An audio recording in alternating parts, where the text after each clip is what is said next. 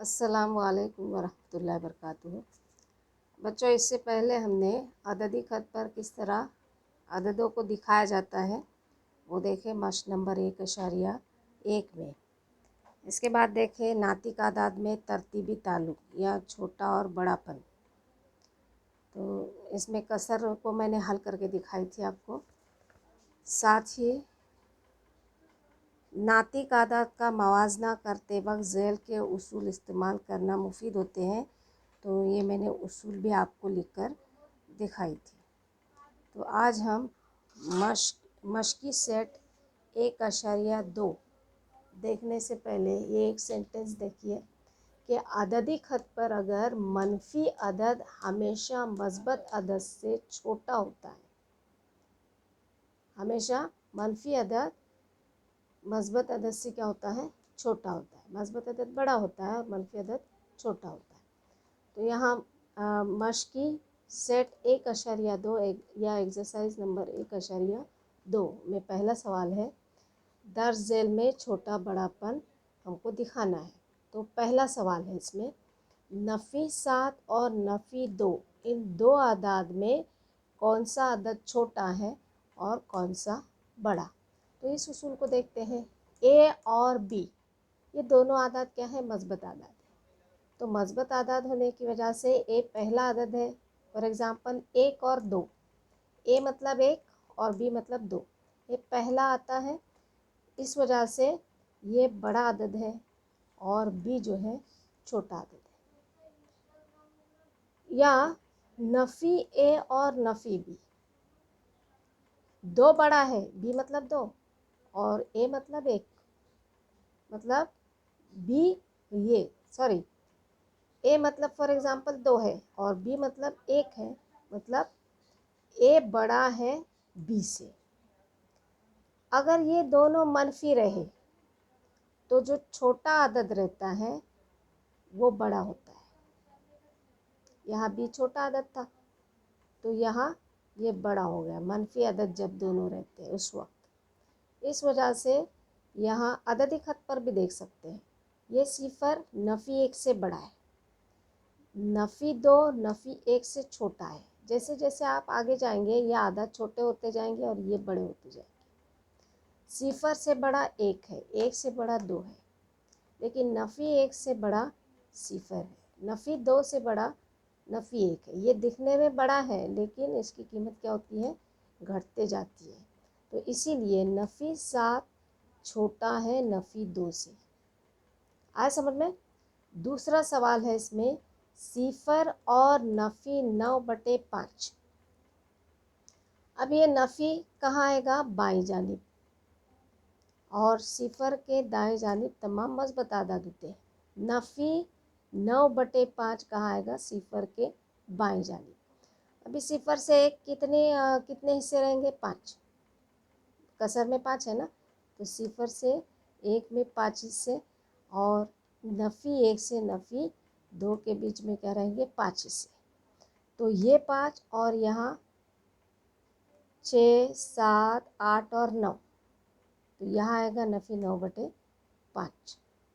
तो मैंने कहा कि सिफर के बाईं तरफ आप आगे आगे जाएंगे तो यहाँ इसकी जो वैल्यू है, कद्र है, ये घटते जाती है। इसलिए अददी ख़त पर नफ़ी 9/5 सिफर की बाईं जानिब है, इस तरफ है। इस वजह से सिफर बड़ा है नफ़ी 9/5 से। तीसरा सवाल है, 8/7 और सिफर इनमें से बड़ा कौन है। तो 7 हिस्से हैं, कसर में नसबनुमा के मकाम पर 7 है, तो ये 7 हिस्से हैं।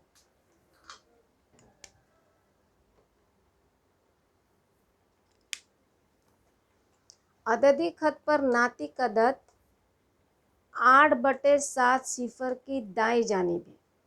ये कौन सी जानिब है, दाईं जानिब। सिफर की दाईं जानिब जो आदाद होते हैं इनकी कद्र या वैल्यू बढ़ते जाती है। इस वजह से सिफर छोटा है, ये 7 हिस्से, 7 और 1 8, ये कसर यहाँ है, 8/7, मतलब ये सिफर के दाईं जानिब है। इसलिए 8/7 बड़ा होगा 0 से। यहाँ कसर बड़ी है, इसको हम अददी खत पर दिखाने जाएंगे तो 29 हिस्से बनाने पड़ेंगे। इसलिए जब ये शुमार कुनिंदा है, इस कसर का शुमार कुनिंदा 40 है और नसबनुमा 29, और ये दूसरी कसर है शुमार कुनिंदा 141 है और नसबनुमा 29। यहाँ दोनों नातिक आदाद के नसबनुमा यकसा है।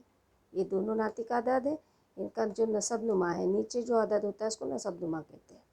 29 है। लेकिन यहाँ हम शुमार कुनिंदे का मवाजना करेंगे क्योंकि ये अलग अलग है। तो 40 छोटा है 141 से, 40 छोटा है 141 से, इसलिए कसर कैसी होगी? इसलिए 40/29 छोटी कसर होगी 141/29 की। ये छठा सवाल है, नफ़ी 17/20 और नफ़ी 13/20। नसबनुमा यकसा रहते हैं, यकसा रहता है तो क्या करते हैं हम? शुमार कुनिंदे को देखते हैं। अभी इसका शुमार कुनिंदा है नफ़ी 17 और नफ़ी 13। तो जो छोटा रहता है मनफी होने की वजह से उसको बड़ा माना जाता है, और जो अदद बड़ा होता है मनफी अदद वो छोटा होता है। इसलिए नफ़ी 17 छोटा है नफ़ी 13 से। फिर से इसकी कसर लिखते हैं कि नफ़ी 17 छोटा होगा नफ़ी 13/20। नफ़ी 17/20 छोटा होगा नफ़ी 13/20 से। सातवां सवाल है 15/12 और दूसरी कसर है 7/16। पहली कसर को देखते हैं। अब यहाँ नसबनुमा हमको यकसा बनाना है, तो 12 को इस कसर से ज़र्ब भी करो और तकसीम भी, और 16 को 15/12 से ज़र्ब भी करो और तकसीम भी। यहाँ देखते हैं, पहली कसर लेते हैं 15/12 बराबर, पहली कसर लिख दो 15/12 ज़र्ब 16/16। इस तरह करने पर 16 एका 16, 16 एका 16, कसर में तब्दीली नहीं होती। तो जो आदत ज़रबी सूरत में लेते हैं वही आदत को नसबनुमा में, शुमार कुनिंदे में 16 लिए तो नसबनुमा में भी 16 लेना है। इन दोनों की ज़र्ब करना है। 16 पंजे 90, 90 का 0 हासिल 9, 16 एका 16, 16 और 9 कितने होते हैं? 24। इसको ज़र्ब दो, 16 दूनी 32 हासिल 3, 16 एका 16, 17, 18 और 19, 192।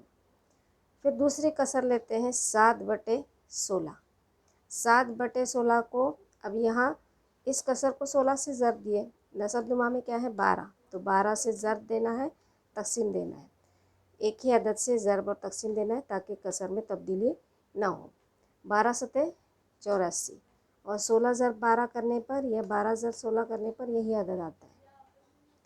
तो इस पर से क्या साबित होता है? इन दोनों कसरों को हम यहाँ लिख देते हैं, 240/192 और 84/192। नसबनुमा यकसा है इसलिए ऊपर के अदद को देखते हैं। 240 बड़ा है 84 से, तो 240/192 की कसर कौन सी है? 15/12, और 84/192 की कसर कौन सी है? 7/16। तो कौन सी कसर बड़ी रहेगी? 15/12 7/16 से बड़ी रहेगी। फिर 8वां सवाल है, नफ़ी 25/8 और नफ़ी 9/4। नफ़ी यहाँ नसबनुमा मुख्तलिफ है और शुमार कुनिंदे भी मुख्तलिफ है और मनफी भी है। तो सबसे पहले हमको नसबनुमा यकसा बनाना है। ये 8 है, इसको 2 से ज़र्ब दिए तो 8 हो सकता है ना? तो ये कसर को हम वैसे ही रख देते हैं। नफ़ी 9/4 को ज़र्ब 2 और तकसीम 2 करने पर नसबनुमा 8 होगा, है ना? नफ़ी 9/4 ज़र्ब 2/2, तो नफ़ी 9 ज़र्ब 2 कितना होता है? नफ़ी 18, 9 2 18, और 4 ज़र्ब 2 करने पर क्या होता है? 8। तो अभी यहाँ 2 कसर मिली, नफ़ी 25/8, नफ़ी 25/8 और नफ़ी 18/8। तो इससे पहले भी बताई कि जो छोटा आदत होता है वो बड़ा नसब नुमा अक्सा है उसको नहीं देखना है, हमको शुमार कुनिंदे को देखना है। दो अलग अलग आदत है। तो नफ़ी 18 बड़ा है नफ़ी 25 से, इसलिए इसकी कसर कौन सी है, यही है। और इसकी कसर नफ़ी 9/4 है। तो इस तरह हमने साबित किए कि कौन सी कसर अगर आदत मुख्तलिफ रहे तो भी हम बता सकते हैं कि इनको हल करके बता सकते हैं कि कौन सी कसर छोटी है और कौन सी कसर बड़ी है। अभी 2 सवालात बचे हैं, हमने इतने सारे सवालात हल किए, तो 2 सवालात आपको होमवर्क देती हूँ, वो आप हल करने की कोशिश करना है।